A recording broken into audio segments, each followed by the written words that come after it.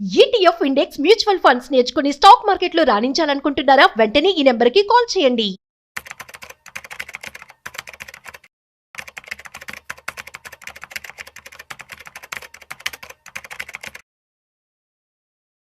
కేవలం 10 రూపాయల లోపల ఉన్నటువంటి పెన్నీ స్టాక్స్ గురించి ఇవాళ మనం తెలుసుకోబోతున్నాం. అయితే పెన్నీ స్టాక్స్ గురించి పూర్తిగా మనతో వివరించడానికి ఫైనాన్షియల్ ఎక్స్పర్ట్ గిరిబాబు గారు ఉన్నారు. So let start.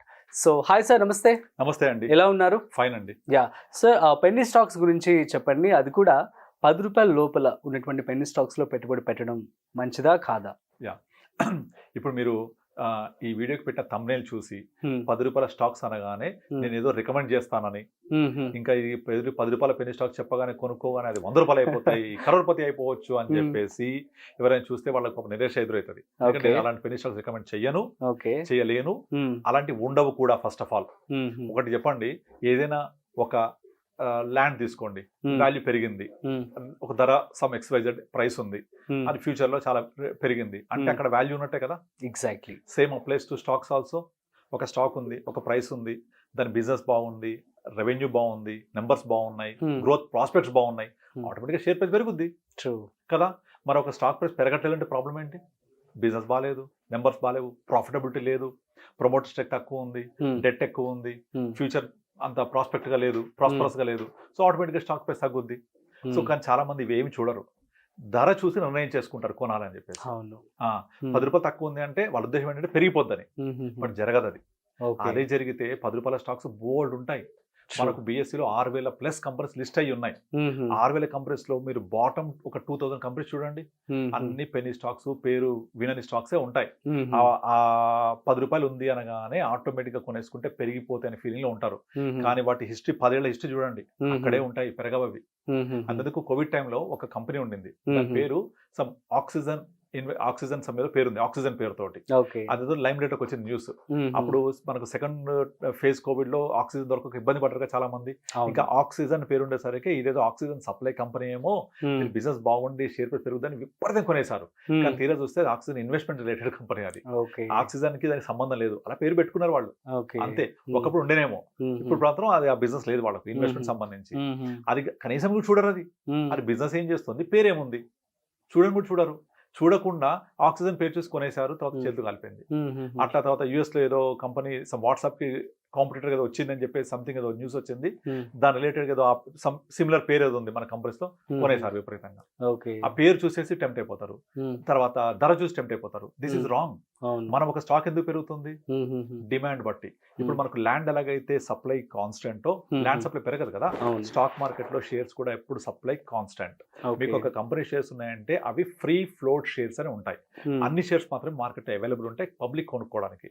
For example ఇప్పుడు రిలయన్స్ ఇండస్ట్రీస్ గ్రూప్ తీసుకోండి, అందులో ముఖేష్ అంబానీ ఫ్యామిలీ గ్రూప్, తర్వాత లాక్-ఇన్ షేర్స్, ప్రమోటర్ షేర్స్ అన్ని పోయిన తర్వాత మనం మార్కెట్లో కొనుక్కోవడానికి అవైలబుల్ షేర్స్ ఏవైతే కొన్ని ఉంటాయో అవి ఉంటాయో ఆ నెంబర్ మాత్రమే మనం కొనుక్కోవడానికి స్కోప్ ఉంటుంది. అది కూడా అవైలబుల్ నెంబర్సే. మళ్ళీ మీరు ఆల్రెడీ కొన్ని షేర్స్ కొనుక్కున్నారు, ఎప్పటికి అమ్మరు, I can't buy from there. కనుక ఫ్రీ ఫ్లోట్ అవైలబుల్ షేర్సే అవైలబుల్ ఉంటాయి తప్ప నెంబర్ పెరగదు ఎట్టి పరిస్థితుల్లో. కనుక మనకు సప్లై కాన్స్టెంటా, డిమాండ్ ఎక్కువ ఉంటే ప్రైస్ ఏమైంది, పెరుగుతూ ఉంటుంది. ఇప్పుడు మార్కెట్ లో టమాటాలు విపరీతంగా వచ్చేసాయి, అప్పుడు ధర ఏమవుతుంది, పడిపోద్ది కదా, ₹1 వచ్చేస్తుంది. టమాటా దొరకట్లేదు, కిలో ఎంత అప్పుడు 100 రూపాయలు అయిపోతుంది. సేమ్ ఉల్లిపాయలు అంతే.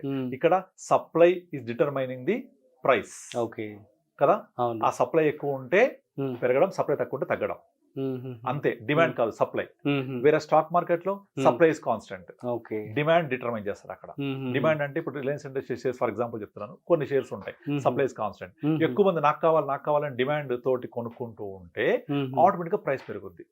ఇప్పుడు పెన్నీ స్టాక్స్ వచ్చేస్తే పెన్నీ స్టాక్స్ సప్లై కూడా కాన్స్టెంటే, దాని ప్రైస్ ఎప్పుడు పెరుగుద్ది, డిమాండ్ ఎక్కువ ఉంటే. ఎప్పుడు డిమాండ్ వస్తుంది, ఆ కంపెనీ పర్ఫార్మెన్స్ బాగుంటే. అదుందా తెలియదు అసలు, అవి చూడరు అసలు. కనీసం ధర ఉంటే 10 రూపాయలు కొనేసుకోవాలి. ఇలాంటి అడుగుతుంటారు నన్ను కూడా, చిన్న చెప్పండి అంటే ఎక్కువ వస్తాయిగా, ఎక్కువ వస్తే డబ్బులు ఎక్కువ వస్తాయని.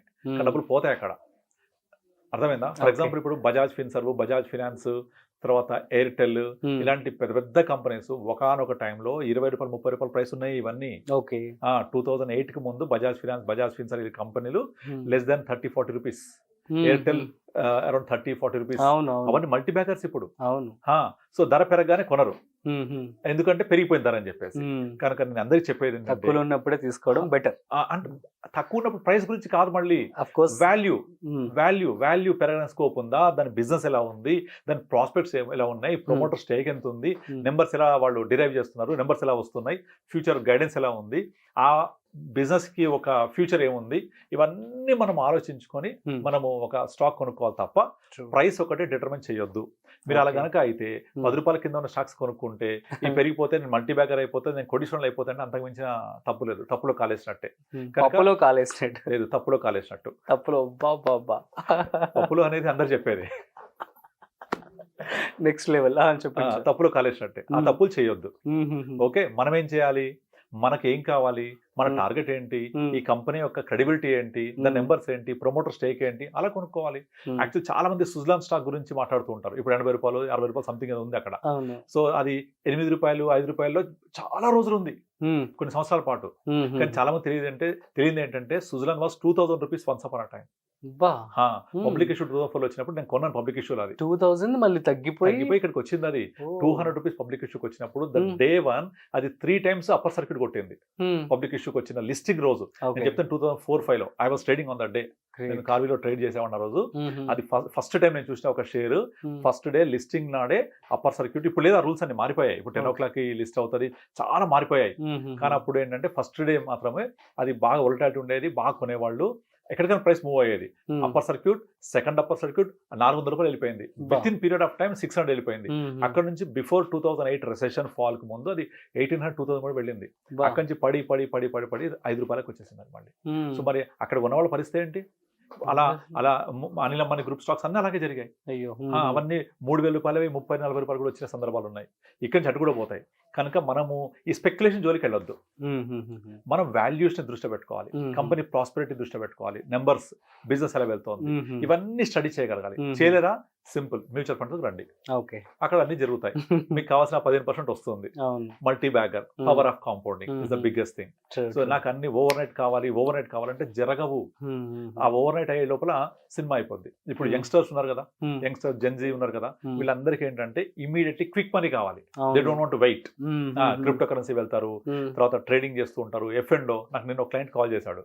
తను అసలు స్టాక్ మార్కెట్ జోలికి వెళ్ళలేదు. అందరు కొంటున్నారు అని చెప్పేసి నా దగ్గరకు వచ్చాడు. అయితే ఇట్లా మ్యూచువల్ ఫండ్స్ అన్ని చెప్పాను నేను. అయిపోయింది, ఒక 4 months అవుతుంది. ఇన్వెస్ట్ చేశాడు, అరౌండ్ 30 lakhs ఇన్వెస్ట్ చేశాడు. ఇప్పుడు ఒక 12% అబ్సల్యూట్ రిటర్న్ తో పెరిగి ఉంది పోర్ట్ఫోలియో. అప్పుడే వితిన్ 4 months. మార్కెట్ లో ఎంటర్ అయ్యాం కదా, 10-12% పెరిగింది. అన్ని కూడా పోర్ట్ఫోలియో పర్ఫెక్ట్ బ్యాలెన్స్ చేసాము. ఇంకా ఇప్పుడు 2 lakhs SIP ఉంది అతనిది. నాకు ఫోన్ చేసి క్యాన్సిల్ చేయండి అన్నాడు. చేసేసాము. తర్వాత తిరిగి ఫోన్ చేసి నాకు ఇంకొంచెం రిస్క్ తీసుకోవాలని ఉంది, స్టాక్ మార్కెట్ వెళ్ళాలని ఉంది, తర్వాత ఇది సేఫ్ గా ఉంటాయి కదా, F&O చేయాలని ఉంది, క్విక్ మనీ కావాలి. నేను చెప్పాను, నువ్వు మనీ గురించి మాట్లాడుతున్నావు, రూపాయల గురించి. నేను సంపద గురించి మాట్లాడుతున్నా. సంపద సృష్టించబడాలి అంటే టైం ఇవ్వాలి. Quick money can never give you. Quick money రాదు. ఒకటి చూపించండి నాకు. ఇప్పుడు స్టాక్ మార్కెట్ లో నేను ట్రేడ్ చేసి మా అమ్మాయి పెళ్లి చేశా, స్టాక్ మార్కెట్ లో ట్రేడ్ చేసి నేను ఇల్లు కట్టాను, స్టాక్ మార్కెట్ లో ట్రేడ్ చేసి నేను మా అబ్బాయిని విదేశాలు పంపించా. ఒక చూపించండి ఎగ్జాంపుల్ నాకు. ఉండదు. బట్ మ్యూచువల్ ఫండ్ పెట్టి, చిట్టీలు వేసి, ల్యాండ్ అమ్మి, చిట్టి వేస్తే 4 years తర్వాత డబ్బులు వస్తాయి. కానీ నాకు సడన్ గా అవసరం అయితే మధ్యలో పాడుకోవచ్చు, ఆప్షన్ ఉంటుంది, అది తీసుకుంటారు. అదొక ఫైనాన్షియల్ రిక్వైర్మెంట్ కి ఎంతో మంది చిట్టీలు వేసే వాళ్ళ లైఫ్ ని కంటిన్యూ చేస్తారు. ల్యాండ్ కొని పిల్లల కోసం వాళ్ళు దాన్ని యూజ్ చేసుకుంటారు. మ్యూచువల్ ఫండ్ లో పెట్టి ఒక 4-5 years 10 years తర్వాత వాళ్ళ గోల్ కోసం రీచ్ అవుతారు. బట్ స్టాక్ మార్కెట్ లో ట్రేడింగ్ చక్కర్లో పడి, ఎమోషన్స్ లో పడి ఇవన్నీ మర్చిపోతుంటారు, బేసిక్స్ మర్చిపోతుంటారు. ఏదో కావాలి, ఫాస్ట్ గా వచ్చేయాలి. రాదు. నువ్వు డబ్బులు ఫాస్ట్ గా రావాలంటే 60 తర్వాత వచ్చే అంబులెన్స్ 30లోనే వచ్చేస్తుంది. 60లో వచ్చే బీపీ డయాబెటిక్ 30లోనే వచ్చేస్తుంది. కనుక ఏది కావాలి మీకు?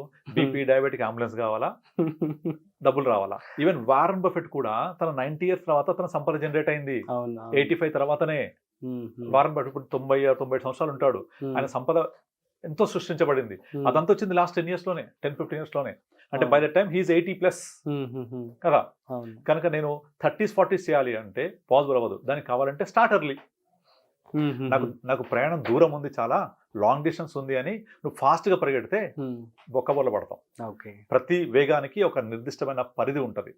నువ్వు ఒక వెహికల్ లో వెళ్తున్నావు అంటే 50-60 kilometers, లేదు 150 పోతా అంటే డెఫినెట్లీ యాక్సిడెంట్స్ అయితే 150 Hmm. 200 పోయి రోడ్డు కావు కదా మనకి. అవును. కనుక నువ్వు దూరం ఉంది అంటే తొందరగా స్టార్ట్ అవ్వు. తొందరగా స్టార్ట్ అవుతే ఆ డిస్టెన్స్ ని కవర్ చేయొచ్చు. దాని టైంని పట్టించుకోకుండా Hmm. ఫాస్ట్ గా పోయి కవర్ చేస్తా అంటే యాక్సిడెంట్ అవుతాయి. ట్రూ. కనుక మనం ఏం చేయాలి? సో ఇలాంటి 10 రూపాయలు 20 రూపాయలు ఈ స్టాక్స్ కాదు మనకు కావాల్సింది. మనకి ఏం కావాలి? సంపద ఎక్కడ సృష్టించబడుతుంది, వాల్యూ ఎక్కడ ఉంది, ఎక్కడ వాల్యూ డిరైవ్ అవుతుంది. ఫర్ ఎగ్జాంపుల్ ఇప్పుడు ల్యాండ్ కొనాలనుకోండి, మీరు ఏం చేస్తారు? ఎక్కడ గ్రోత్ ప్రాస్పెక్ట్స్ ఉన్నాయి, ఎక్కడ ఫ్యూచర్ ప్రాజెక్ట్స్ రాబోతున్నాయి, ఎక్కడ మల్టీ ఫ్యాక్టర్స్ రాబోతున్నాయి, లైక్ ఇక్కడ RRR వస్తుందనో లేకపోతే ఇంకో ప్రాజెక్ట్ వస్తుందనో లేకపోతే ఇంకోటనో చూసి గ్రోత్ అయ్యే స్కోప్ లో కొనుక్కుంటాం. బట్ స్టాక్స్ అలా చూడాలి, మ్యూచువల్ ఫండ్స్ అలా చూడరు. పాస్ట్ పర్ఫార్మెన్స్ కావాలి, ధర తక్కువ ఉండే కావాలి. అక్కడేమో అలా చూస్తాం, ఇక్కడ ఇది చూస్తాం. నన్ను మ్యూచువల్ ఫండ్స్ అడుగుతుంటారు, 10 రూపాయలే చెప్పండి, తక్కువ రేట్ చెప్పండి అని. స్టాక్స్ చెప్పండి తక్కువ రేట్ అనేది. రేట్ కాలం మనం నిర్ణయించేది, దాని value, underlying asset value. So మనం చేయాల్సింది వాల్యూ అన్లాక్ అయ్యేది. ఇప్పుడు మ్యూచువల్ ఫండ్స్ ఉన్నాయి, ఈ డైరెక్ట్ లో కొనుక్కోవడానికి ఏం చేస్తారు తెలుసా? వాళ్ళు ఓన్లీ పాస్ట్ పర్ఫార్మెన్స్ తప్ప ఇంకోటి చూడరు. ఈ ఫండ్ 5 ఏళ్లలో ఎంత ఇచ్చింది, 10 ఏళ్లలో ఎంత ఇచ్చింది, 3 ఏళ్లలో ఎంత ఇచ్చింది చూస్తారు, పాస్ట్ పర్ఫార్మెన్స్. ఇక్కడేమో పాస్ట్ పర్ఫార్మెన్స్ కావాలి. అదే ల్యాండ్ కొనాలంటేనేమో ఫ్యూచర్ గ్రోత్ చూస్తాం. అక్కడ ఎందుకు చూడం? మరి బాగా పెరిగిపోయింది గచ్చిపోలి, అక్కడ కొనమనండి, కొనరు. బంజారాస్ లో బాగా పెరిగిపోయింది రేటు 20 ఏళ్లలో 25 ఏళ్లలో, కొనరు. మన అఫోర్డబుల్ లేదు కదా, ధర ఎక్కువైంది కదా. కానీ పెరుగుద్ది కదా, పెరిగింది కదా అది. మరి అక్కడ ల్యాండ్ కొనేప్పుడేమో ఫ్యూచర్ గ్రోత్ చూస్తావు. ఆ లాజిక్ అప్లై చేయరు మ్యూచువల్ ఫండ్ కొనేటప్పుడు. మ్యూచువల్ ఫండ్స్ ఏమో పాస్ట్ పర్ఫార్మెన్స్ కావాలి. ఫలానా ఫండ్ 5 ఏళ్ళు ఎంత పెరిగింది, 10 ఏళ్ళు ఎంత పెరిగింది చూస్తుంటారు. అది పెరిగింది, మనకు పెరగబోయేది కావాలి, అది చూడాలి. ఎలా తెలుస్తుంది? అండర్లైంగ్ అసెట్, దానిలో స్టాక్స్ ఏమున్నాయి, ఫ్యూచర్ వాల్యూ ఏముంది, ఎట్లా పెరుగుతాయి స్టాక్స్, ఇప్పుడు మార్కెట్ ఎలా మూవ్ అవుతుంది, ఇప్పుడు ఎక్కడున్నాం మన మార్కెట్ లో, నెక్స్ట్ పెరగబోయే సెగ్మెంట్ ఏది, దాని ప్రకారం చూసుకోవాలి. ఓకే. అంతేగాని 10 రూపాయలు 20 రూపాయలతోటి మీరు ఎప్పటికీ కరోడ్పతి కాలేరు. ఓకే, అర్థమైందా? Yeah, super sir, thank you so much. So guys, clarity వచ్చింది కదా. సో పెన్నీ స్టాక్స్ 10 రూపాయల లోపు ఉన్నటువంటి వాటిలో ఏది బెస్ట్ అని చెప్పి అడిగితే చాలా చక్కటి సమాధానం ఇవ్వడం జరిగింది. సో డబ్బు కాదు, సో అది ఫ్యూచర్లో దానికి గ్రోత్ ఎలా ఉంటుంది ఏంటి, అది స్టడీ చేసి మాత్రం మీరు పెట్టుబడి పెట్టుకోండి అని చెప్పడం జరుగుతుంది. That's it. సో మరొక ఇంట్రెస్టింగ్ కాంటెంట్తో మళ్ళీ కలుద్దాం. అంతవరకు చూస్తూనే ఉండండి సుమన్ టీవీ.